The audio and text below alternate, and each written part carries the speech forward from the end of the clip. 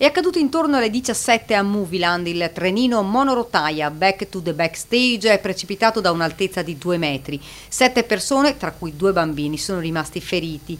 L'area si trova all'interno del più grande parco divertimenti di Carnival World alla Zise, in provincia di Verona. Sono stati momenti di vero terrore, il boato, le urla dei visitatori. Sul posto si sono precipitati subito i vigili del fuoco, l'elicottero del SUEM e 3 ambulanze del 118. I feriti, fortunatamente non sono gravi, sono stati portati all'ospedale Borgo Trento di Verona e alla clinica Pederzoli di Peschiera del Garda. Secondo i primi accertamenti sarebbe stata la rottura di un bullone a far sganciare ad un tratto il binario, causando così il ribaltamento di 2 carrozze. I vigili del fuoco di Bardolino sono dovuti intervenire utilizzando una piattaforma anche per portare a terra da alcuni vagoni rimasti bloccati sul binario altre 7 persone. Il trenino è una delle attrazioni più richieste dai turisti perché percorre tutto il perimetro del parco per far ammirare tutte le attrazioni da punti panoramici. Sul grave incidente è stata aperta un'inchiesta. I parchi divertimento devono avere standard di sicurezza elevati, la manutenzione è l'elemento essenziale per garantire l'incolumità dei visitatori.